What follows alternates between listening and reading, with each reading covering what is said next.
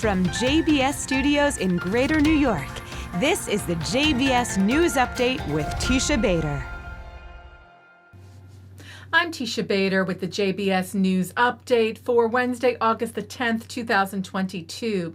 The United Nations Security Council held an emergency session Monday to discuss the recent conflict between Israel and terror group Palestinian Islamic Jihad.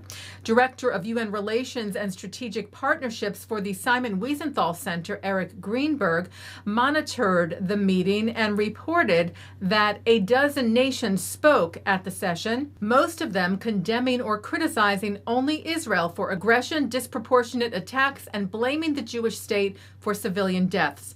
Those countries included Jordan, China, Egypt, France, Ireland, and Ghana, Russia, and the Palestinians. U.S. Ambassador to the UN, Linda Thomas Greenfield, Greenberg reported, criticized nations for accusing Israel of responsibility for the death of Palestinian children before the facts are in, he wrote, and reminded the gathering that Islamic Jihad is a designated terrorist organization and a proxy of Iran. And she called on the Security Council to repudiate the PIJ in no uncertain terms. Before the session, Israel's ambassador to the UN, Gilad Erdan, addressed the press, sharing evidence that, as we reported to you, it was in fact rockets fired by the PIJ that fell short in Gaza that killed the civilians. The Palestinian Islamic Jihad deliberately fired 1,100 rockets at Israeli civilians, with roughly 200 landing inside the Gaza Strip, killing innocent Palestinians and among them, sadly, young children. This is not an assessment. This is the hard truth, and Israel has the proof. This is only one of the videos proving it. What you can see here is the missiles that the Palestinian Islamic Jihad is firing from the Gaza Strip, and you could clearly see that one of them is landing in Jabalia refugee camp, unfortunately killing 5 innocent children. And it happened at the time when the IDF, our military, wasn't acting there at all. But this is only one proof of all the proof that we have from this operation. After the Security Council meeting, Erdogan spoke to Galei Tzahal, Army Radio in Israel, saying, "We recorded a number of significant achievements in the discussion. I think that this time we succeeded in proving who was to blame for the children being harmed in the operation. This issue," he said, has a very high sensitivity in the UN. Meanwhile, the Associated Press reported that terror group Hamas, who controls Gaza, had released new restrictions on journalists earlier this week covering Gaza and then taking them back.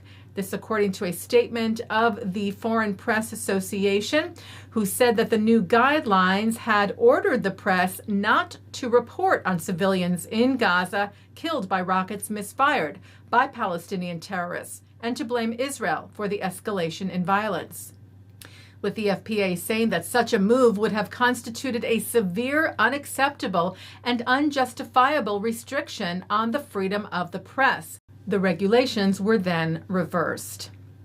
A pro-Palestinian anti-Israel rally was reported in New York City on Monday in response to the Gaza conflict. Memory TV said the demonstration was held in front of the Friends of the IDF headquarters, and that chants heard at the rally included, "We don't want no two states, we want all of it.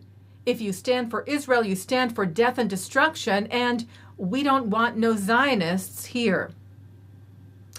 New York Governor Kathy Hochul signed legislation today at the Museum of Jewish Heritage in New York City for Holocaust education and to help Holocaust survivors, including making sure that New York public schools provide proper Holocaust education, having museums label Nazi looted art as such, and requiring the Department of Financial Services to disclose banks that voluntarily waive fees for Holocaust reparation payments.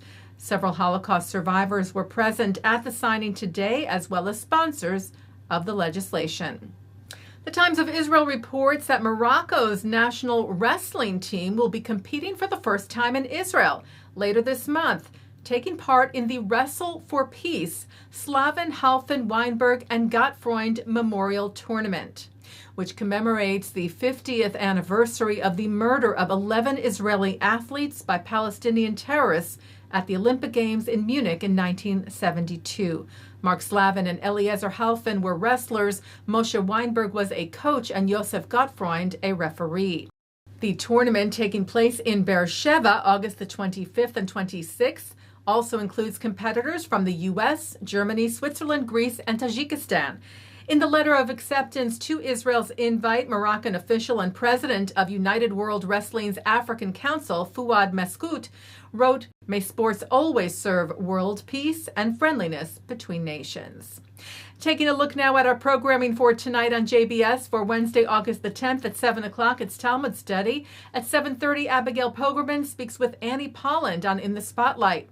At 8, Robert Siegel discusses the future of our energy supply with experts Jason Bordoff, Deborah Gordon, and Matthew Huston. At 9, in honor of her 100th birthday last month, we bring you Mark Golub's interview with Rachel Robinson, the widow of legendary baseball player Jackie Robinson. Then at 10:15, Jewish ball players are in the spotlight, and coming up next, it's Thinking Out Loud. And that's the JBS News Update for Wednesday, August the 10th, 2022. I'm Teisha Bader. Stay healthy, stay well.